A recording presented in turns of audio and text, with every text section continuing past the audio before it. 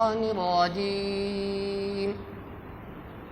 بسم الله الرحمن الرحيم سبح اسم ربك الأعلى اپنے پروردگار کی تسبیح بیان کرو۔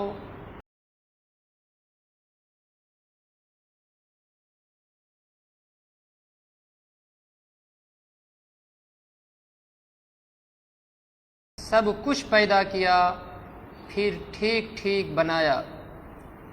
والذی قدر فہدی، اور جس نے ہر چیز کو ایک خاص انداز دیا پھر راستہ بتایا۔ والذی اخرج المرعی، اور جس نے سبز چارہ زمین سے نکالا۔ فجعلہ غثاء احوا، پھر اسے کالے رنگ کا کوڑا بنا دیا۔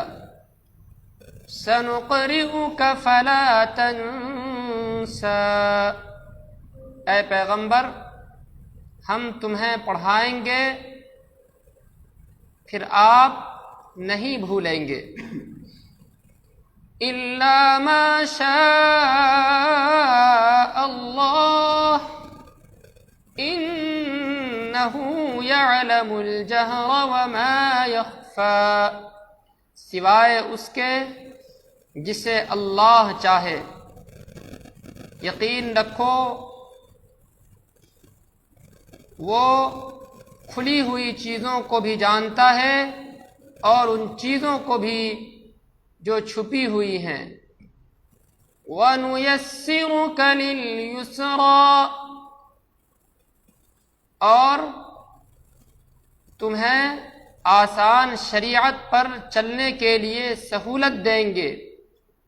فَذَكِّرْ إِن نَّفَعَتِ الذِّكْرَىٰ، لہذا نصیحت کیے جاؤ اگر نصیحت کا فائدہ ہو۔ سَيَذَّكَّرُ مَن يَخْشَىٰ، جس کے دل میں اللہ کا خوف ہوگا وہ نصیحت مانے گا۔ وَيَتَجَنَّبُهَا الْأَشْقَىٰ، اور اس سے دور ہوگا جو بڑا بدبخت ہوگا۔ الذی یصلی النار الکبریٰ، جو سب سے بڑی آگ میں داخل ہوگا۔ ثم لا يموت فیہا ولا یحییٰ، جس آگ میں نہ وہ مرے گا اور نہ جیے گا۔ قد افلح من تزکیٰ، فلاح اس نے پائی ہے جس نے پاکیزگی اختیار کی ہے۔ وَذَكَرَ اسْمَ رَبِّهِ فَصَلَّىٰ، اور اپنے پروردگار کا نام لو اور نماز پڑھو۔ بَلْ تُؤْثِرُونَ الْحَيَاةَ الدُّنْيَا، لیکن تم لوگ دنیاوی زندگی کو مقدم رکھتے ہو۔ وَالْآخِرَةُ خَيْرٌ وَأَبْقَىٰ، اور آخرت کہیں زیادہ بہتر ہے اور کہیں زیادہ باقی رہنے والی ہے۔ ان ھذا لفی الصحف الاولی، یقین جانو یہ پچھلے صحیفوں میں درج ہے۔ صحف ابراہیم و موسیٰ، ابراہیم اور موسیٰ کے صحیفوں میں۔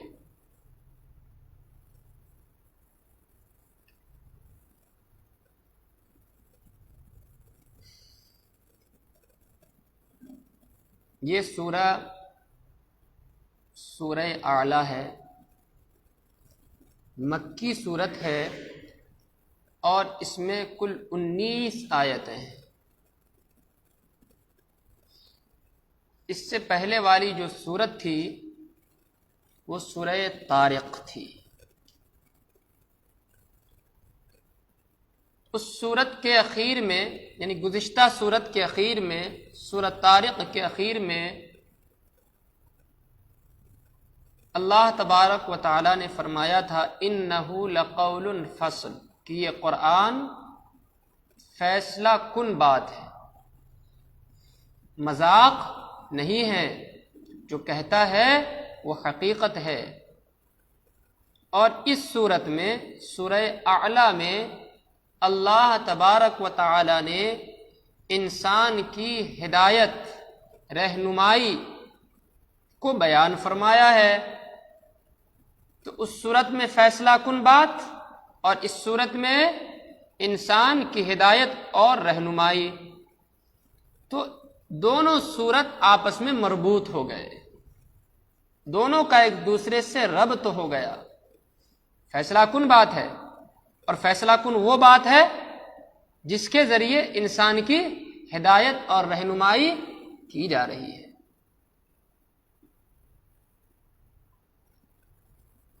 اس صورت میں جو اعلیٰ کا لفظ ہے یہ اللہ کی صفت ہے۔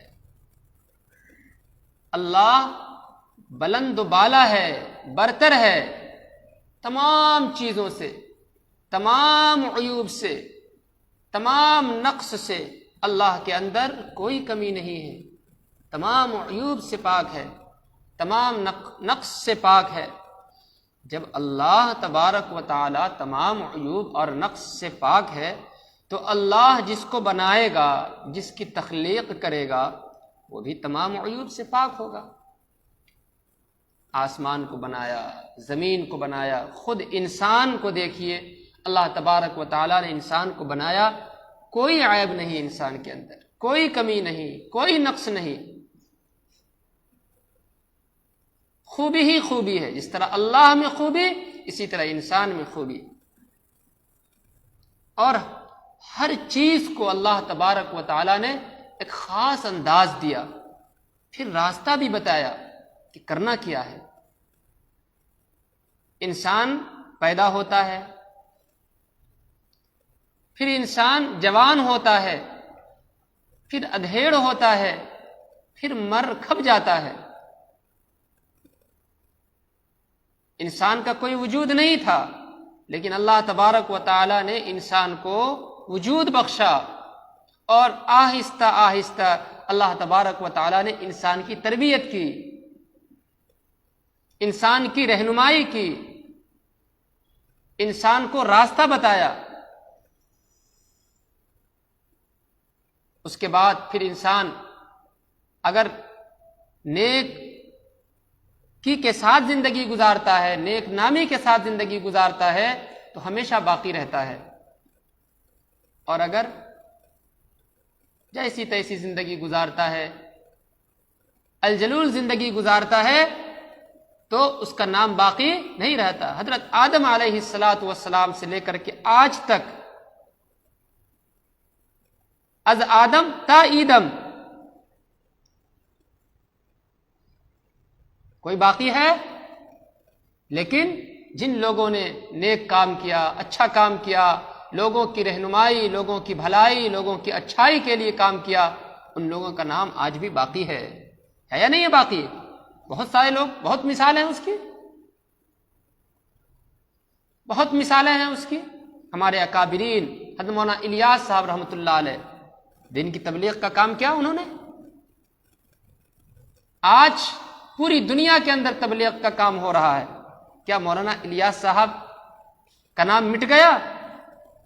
جب تک سورج اور چاند رہے گا، جب تک یہ دنیا رہے گا، جب تک حضرت مولانا الیاس صاحب رحمۃ اللہ علیہ کا نام زندہ رہے گا، اور اللہ کے رجسٹر میں ہمیشہ ہمیش کے لیے ان کا نام زندہ ہے، اس لیے کہ انہوں نے ایک ایسا کام کیا، ایک ایسا کام کیا جو انسانوں کی بھلائی، انسانوں کی فلاح، انسانوں کی بہبودگی کے لیے تھا۔ اللہ نے ان کا نام دیا۔ ایک مثال میں نے دیا، ایسا ہزاروں مثالیں ہیں دنیا کے اندر۔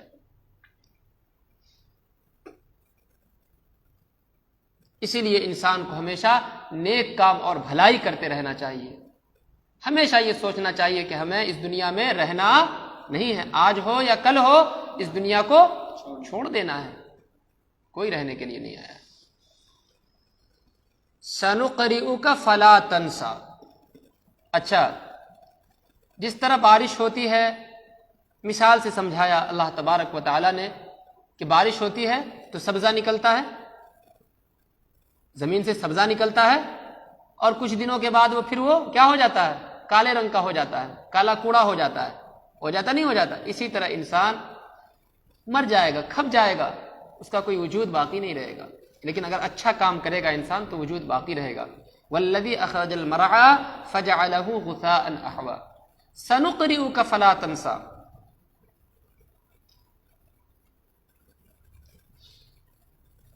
ہم تمہیں پڑھائیں گے سو تم نہیں بھولو گے. اللہ کے نبی صلی اللہ علیہ وسلم پر جب قرآن مجید کا نزول ہوتا تھا، انسانوں کی رہنمائی کے لیے، انسانوں کی ہدایت کے لیے، جب اللہ تبارک و تعالیٰ قرآن نازل فرماتے تھے اللہ کے نبی صلی اللہ علیہ وسلم پر، تو اللہ کے نبی صلی اللہ علیہ وسلم پریشان رہتے تھے، بار بار اس کو دہراتے تھے زبان سے، بار بار اس کو دہراتے تھے. کیوں؟ تاکہ بھول نہ جائیں، تاکہ بھول نہ جائیں. جیسا اللہ تبارک و تعالیٰ نے بتایا ہے ویسا ہی یاد رکھیں. تو اللہ تبارک و تعالیٰ نے کہا کہ اتنا پریشان ہونے کی ضرورت نہیں ہے، اطمینان دلایا. سنقرئک، ہم تمہیں پڑھاتے ہیں، اگر تم بھول ہی جاؤ گے تو ہمارے پڑھانے میں نقص ہوا، اور ہم تو نقص سے پاک ہیں. تو تم کو جو تعلیم دی جاتی ہے، تم کو جو پڑھایا جاتا ہے، فلا تنسا، تم نہیں بھولو گے. مطمئن رہو، پریشان مت ہو، مصیبت میں اپنے آپ کو نہ ڈالو. اللہ تبارک و تعالیٰ بھلائے گا نہیں، الا ماشاء اللہ، مگر جس کو اللہ تبارک و تعالیٰ ہی چاہیں گے کہ بھلانا ہے، جس کو منسوخ اللہ تبارک و تعالیٰ ہی کر دینا چاہیں گے، ہٹا دینا چاہیں گے، اس کو آپ بھول جائیں گے. اس کی جگہ اللہ تبارک و تعالیٰ دوسری آیت کو لے آئے گا. یہ بھی کیوں ہوگا؟ مصلحتاً، انسان کی بھلائی اسی میں چھپی ہوئی ہے، اس لیے اللہ تبارک و تعالیٰ نے اس آیت کی جگہ دوسری آیت لے آئی. الا ماشاء اللہ، مگر جس کو اللہ تبارک و تعالیٰ چاہے وہ آپ بھول جائیں گے. انہ یعلم الجہر وما یخفی، یقین رکھو کہ وہ کھلی ہوئی چیزوں کو بھی جانتا ہے اور ان چیزوں کو بھی جانتا ہے جو چھپی ہوئی ہیں. کھلی کو تو سب جانتا ہے، لیکن چھپی ہوئی چیزوں کو بھی جانتا ہے. تو آپ پریشان نہ ہوں، آپ انسانوں کی رہنمائی اور ہدایت جو جس کی تعلیم آپ کو دی جاتی ہے آپ لوگوں کو کریں، لیکن پریشان نہ ہوں. وَنُيَسِّرُكَ لِلْيُسْرَىٰ، اور ہم تمہیں آسان شریعت دیں گے، آسان شریعت پر چلنے کے لیے سہولت دیں گے. ایک تو یہ ہے کہ یہ شریعت ہی آسان ہے. شریعت مطہرہ کیا ہے؟ شریعت محمدی آسان شریعت ہے، لیکن اس پر بھی اللہ تبارک و تعالیٰ فرما رہے اگر کوئی اس پر چلنا چاہتا ہے تو ہم اس کو اور سہولت دیں گے، اس پہ چلنا اس کے لیے آسان بنا دیں گے. مثال کے طور پہ ایک انسان بیمار ہے، لیکن ارادہ کر لیتا ہے کہ نہیں ہمیں فلاں کام کرنا ہے، اور جب وہ حوصلہ ہمت کے ساتھ کام میں لگتا ہے تو وہ کام اس کے لیے آسان بھی ہو جاتا ہے اور کر گزرتا ہے. اور ایک اچھا انسان سست رہتا ہے، پڑا رہتا ہے، وہ کام نہیں کر سکتا، پڑا ہوا کہاں سے کام کرے گا.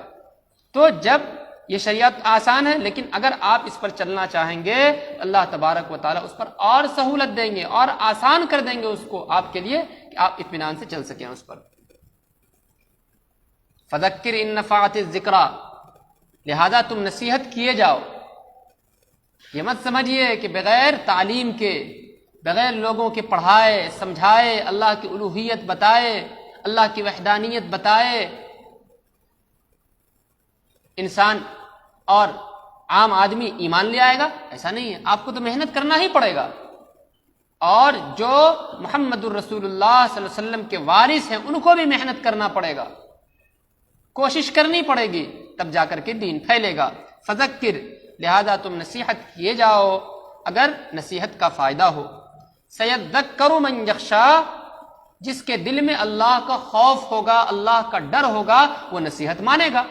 مثال کے طور پہ ہم آپ سے کہیں کہ نماز پڑھیے، اللہ کا حکم ہے، زکوٰۃ دیجئے اللہ کا حکم ہے، روزہ رکھیے اللہ کا حکم ہے، اگر اللہ نے مال دے رکھا ہے تو حج کیجئے اللہ کا حکم ہے۔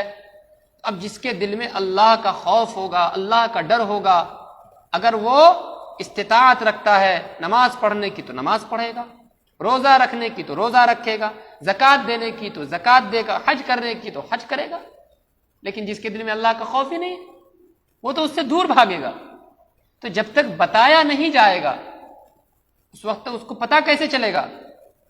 تو جب بتائیے گا، محنت کیجئے گا تو اس پر چلنا عام لوگوں کے لیے آسان ہو جائے گا۔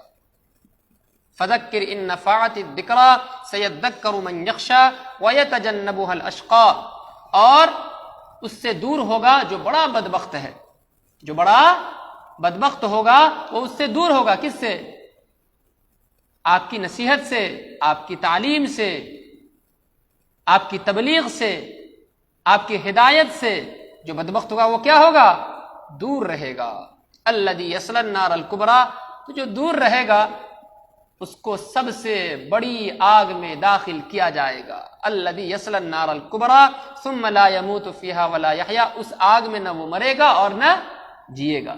مر جائے گا، معاملہ قصہ ختم، قصہ ختم، اور مکمل زندگی ہی مل جائے جب بھی قصہ ختم۔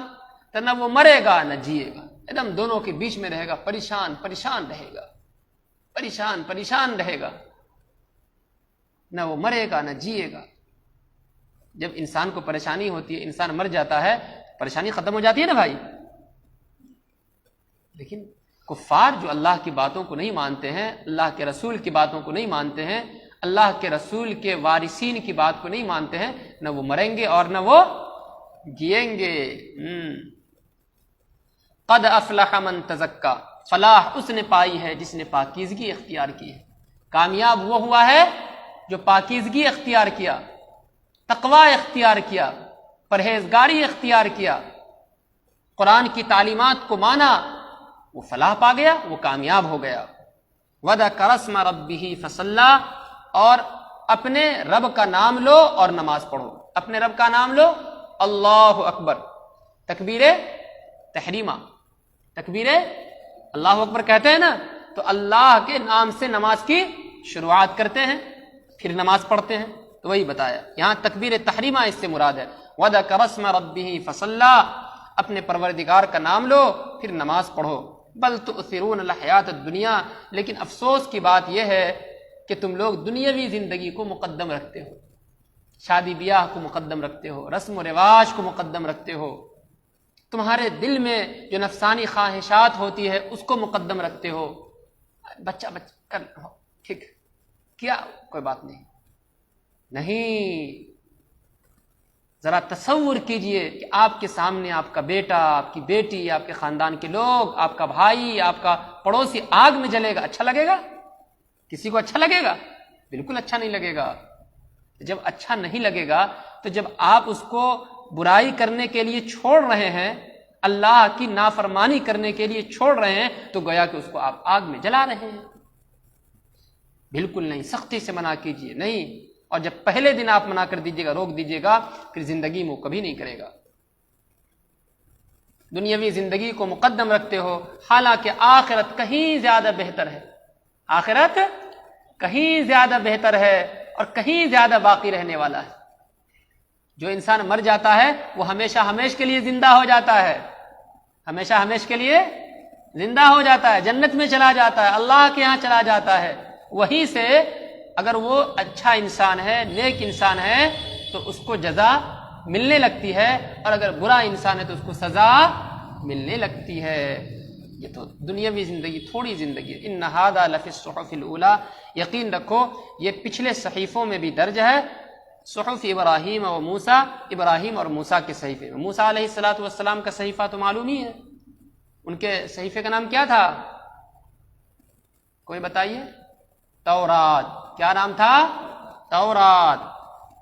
اور آتا ہے روایتوں میں کہ حضرت ابراہیم علیہ السلام پر بھی 10 صحیفے یعنی 10 سورتیں نازل ہوئی تھی، اسی کا تذکرہ ہے۔ صحف ابراہیم و موسیٰ، ابراہیم اور موسیٰ کے صحیفوں میں یہ درج ہے۔ یہ ساری چیزیں جو بتائی گئی ہے یہ درج ہے۔ یہ جو سورہ اعلیٰ ہے یہ اللہ کے نبی صلی اللہ علیہ وسلم کو بے انتہا پسند تھی۔ اللہ کے نبی صلی اللہ علیہ وسلم جمعہ میں اور عیدین میں اسی کی تلاوت کیا کرتے تھے، وتر کی نماز میں اسی کی تلاوت کیا کرتے تھے، اور عشاء کی نماز میں بھی اسی کی تلاوت کیا کرتے، اس سورت کی تلاوت کرتے تھے۔ اچھا، جب یہ سورت کی پہلی آیت نازل ہوئی، سبح اسم ربک الاعلیٰ جو نازل ہوئی، تو اللہ کے نبی صلی اللہ علیہ وسلم کو اتنا پسند آیا یہ آیت، اتنا پسند آیا کہ صحابہ کو بلایا اور کہا کہ یہ جو اعلیٰ کا لفظ ہے نا، اس کو نماز کے سجدے میں داخل کرو، نماز کے سجدے میں داخل کرو۔ تو اللہ کے نبی صلی اللہ علیہ وسلم نے صحابہ سے کہا نماز کے سجدے میں داخل کرو، اور بتایا کہ جب سجدے میں جایا کرو تو سبحان ربی الاعلیٰ پڑھ لیا کرو، سبحان ربی الاعلیٰ پڑھ لیا کرو۔ تو آج جو ہم اور آپ نماز میں سبحان ربی الاعلیٰ سجدے میں پڑھتے ہیں تو یہی ہے، یہی سے اخذ کیا ہے، یہی سے اللہ کے نبی صلی اللہ علیہ وسلم نے لیا ہے۔ کتنا بلند و برتر ہے وہ پاک ذات، کتنا بلند و برتر ہے، سبحان ربی الاعلیٰ۔ سمجھ رہے ہیں بات کو؟ تو یہ سورت کی خصوصیت ہے۔ اس میں 4 باتیں بتائی گئی، اس سورت میں کتنی باتیں بتائی گئی؟ 4 باتیں۔ نمبر 1، انسان کی پیدائش سے لے کر کے انسان کی موت تک، ٹھیک ہے، اللہ تبارک و تعالی انسان کی نگرانی کرتا ہے، ٹھیک ہے، اور اللہ تبارک و تعالی ہی سارے مراحل کو طے کراتا ہے۔ دوسری چیز جو آگے ہے وہ عام انسانوں کی ہدایت، عام انسانوں کی ہدایت کے بارے میں فرمایا۔ اور تیسری چیز جو اس صورت میں ہے وہ یہ ہے کہ دعوت اسلامی